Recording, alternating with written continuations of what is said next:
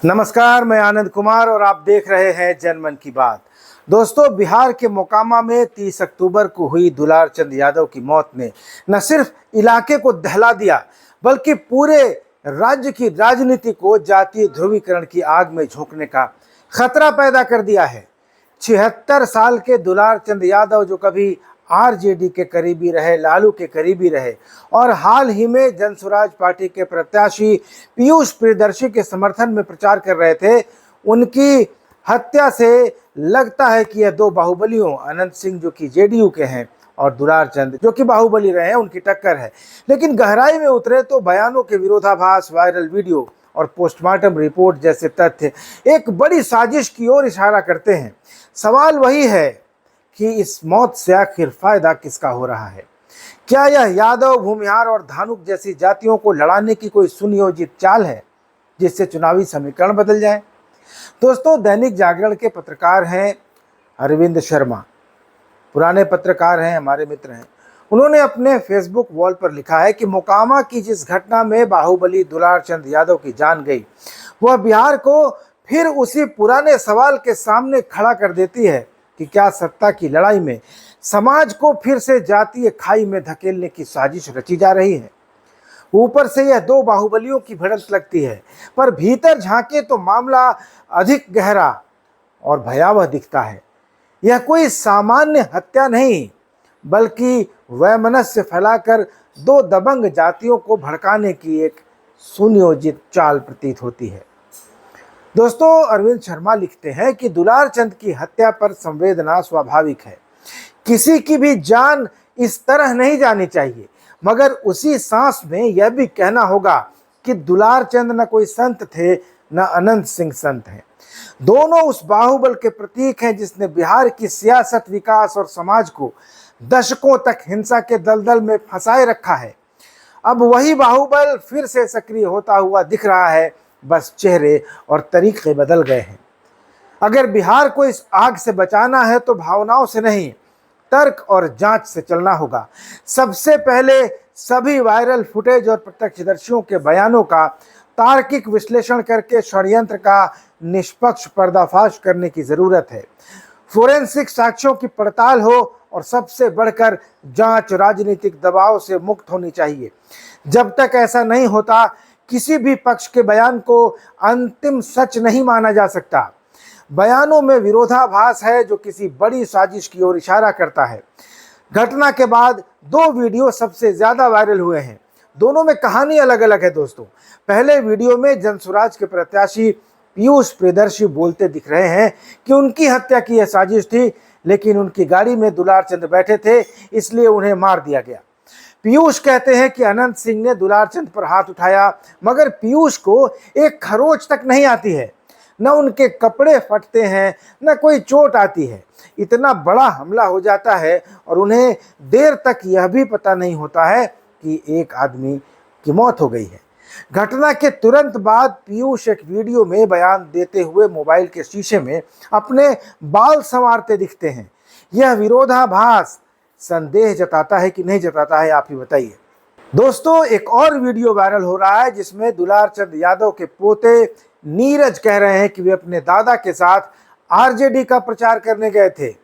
उनसे यह बात 3 बार पूछी गई और तीनों बार नीरज यादव ने यही बात कही कि वे अपने दादा के साथ आरजेडी का चुनाव प्रचार करने गए थे। अगर वे आरजेडी का प्रचार करने गए थे तो पीयूष के बयान से यह बिल्कुल अलग दिशा में जाता है।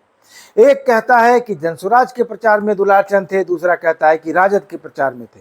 दोनों अलग अलग गाड़ियों में थे और दोनों का दावा है कि दुलार चंद उनके ही साथ थे। पीयूष और नीरज दोनों ये कह रहे हैं। सवाल है कि सच कौन बोल रहा है? दुलार चंद यादव गाड़ी में किसके साथ थे, पीयूष के साथ या नीरज के साथ? परस्पर विरोधी यह बयान पूरे के पूरे घटनाक्रम को संदेहास्पद बना रहा है। तीसरा पहलू दोस्तों उन वायरल वीडियो से जुड़ा है जिनमें दुलार चंद यादव खुद पत्थर चलाते नजर आते हैं। आप खुद देख लीजिए। सफेद गंजी, लुंगी और जूतों में वे गाड़ियों की तरफ पत्थर फेंक रहे हैं। सवाल है कि अगर यह अनंत सिंह के काफिले की गाड़ियां हैं तो दुलार चंद सबसे पीछे की गाड़ी पर दूर से हमला करते देखे जा रहे हैं। फिर उन्हें रौंद कैसे दिया गया गाड़ी से? जब अनंत सिंह का काफिला काफी आगे निकल चुका था तो फिर उन्हें किस गाड़ी से कुचला गया, वह गाड़ी किसकी थी? ये कुछ ऐसे सवाल हैं जिनका जवाब दिए बिना, जिनका जवाब खोजे बिना किसी को दोषी कह देना बहुत जल्दबाजी होगी। दोस्तों, उसके बाद का वह सीन जब शव को ले जाया जा रहा था और अचानक गोलीबारी की खबर आती है। कहा जाता है कि अनंत सिंह के गुंडों ने शव पर फायरिंग की, लेकिन यह वही बिंदु है जहां पूरी कहानी साजिश की, कॉन्स्पिरेसी की शक्ल ले लेती है। कोई भी बाहुबली और अनुभवी दुश्मन अच्छी तरह जानता है कि शव पर गोली चलवाना आत्मघाती होगा, सुसाइडल होगा। ऐसे में यह अधिक संभावित लगता है कि कोई तीसरा तत्व पर्दे के पीछे से यादव और भूमिहारों के बीच खूनी टकराव भड़काने का प्रयास कर रहा है। दोस्तों, यही वह जगह है जहां अनुसंधान को, जहां जांच को पूरा अवसर दिया जाना चाहिए।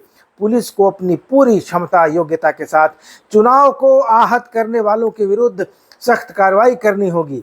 यह देखा जाना चाहिए कि दुलार चंद यादव की मौत से किसको फायदा होता, अनंत सिंह को या किसी दूसरे को। हो सकता है कि अनंत सिंह ने यह सोचकर वार किया हो कि दुलार चंद के रहते वे चुनाव नहीं जीत सकते, लेकिन यह तर्कसंगत नहीं लगता, जस्टिफाइड नहीं लगता, क्योंकि अनंत सिंह यादव वोटरों के बगैर भी चुनाव जीतते रहे हैं। दोस्तों, अब आते हैं मुख्य सवाल पर कि दुलार चंद यादव की मौत से फायदा किसका है।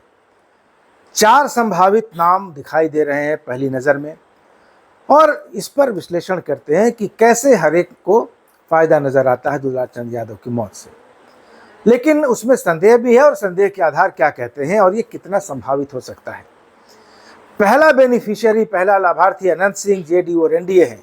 फायदा कैसे है? ऐसे है कि यादव और भूमिहार टकराव से एनडीए की जो कठोर छवि है वो मजबूत हो सकती है, लेकिन एफआईआर से उन्हें उल्टा नुकसान हो गया। अनंत को संत बताने वाले एक्स और फेसबुक के पोस्ट अब दबाव में हैं, लेकिन अनंत नहीं हो सकते, इस संदेह का क्या आधार है? पोस्टमार्टम रिपोर्ट से यह मिथक टूट गया कि मौत गोली से हुई, कुचलने से हुई, ऐसा कहा जा रहा है। अनंत घटना के वक्त दूर थे और उनको कोई फायदा होगा ये तर्कसंगत नहीं लगता, क्योंकि अनंत सिंह यादव वोटों के बिना भी चुनाव जीतने आए हैं। तो उनके शामिल होने की संभावना कितनी है? कम है, क्योंकि उनको नुकसान ज्यादा है, फायदा कम है। पीयूष प्रियदर्शी और जनसुराज को फायदा कैसे है?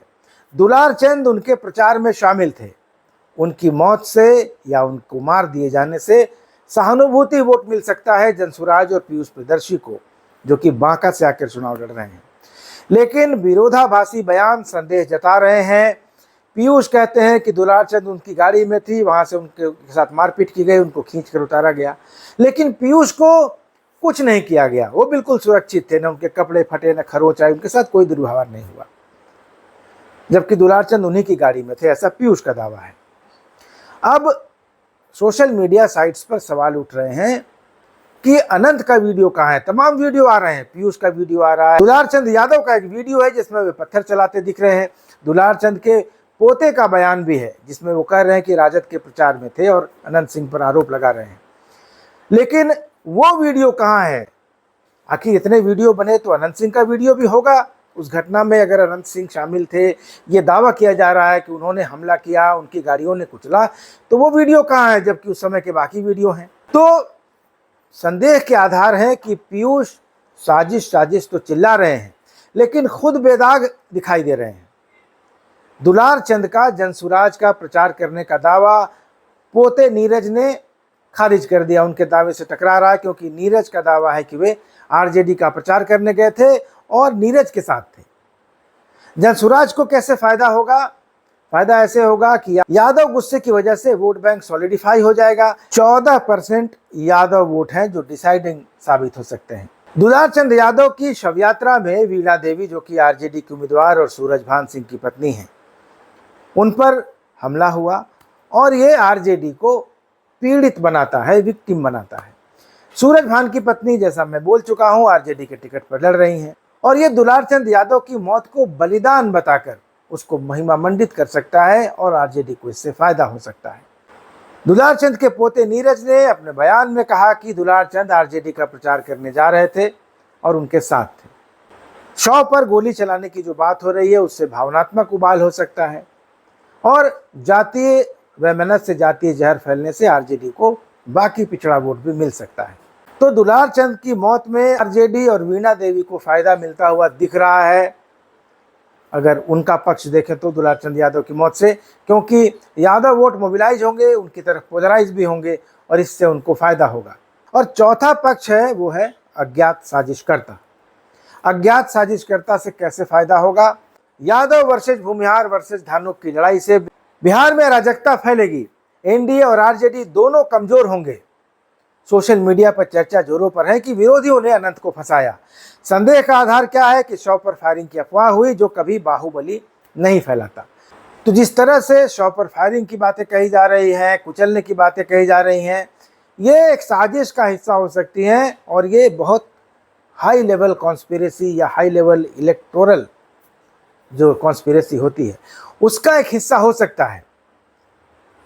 तो आपने देखा दोस्तों कि हर एंगल से साजिश की बू आ रही है, हर किसी को कुछ न कुछ फायदा है अनंत सिंह को छोड़कर। लेकिन सच क्या है, यह एक निष्पक्ष और एक गहन जांच से ही पता चल पाएगा। यह भी संभव है कि किसी पक्ष ने साजिश के तहत दुलार चंद की बलि दे दी हो या फिर किसी तीसरे पक्ष ने बहती गंगा में अपने गंदे हाथ धो लिए हों।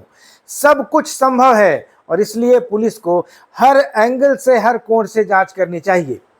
दोस्तों, दुलार चंद यादव की प्रारंभिक पोस्टमार्टम रिपोर्ट भी आ गई है।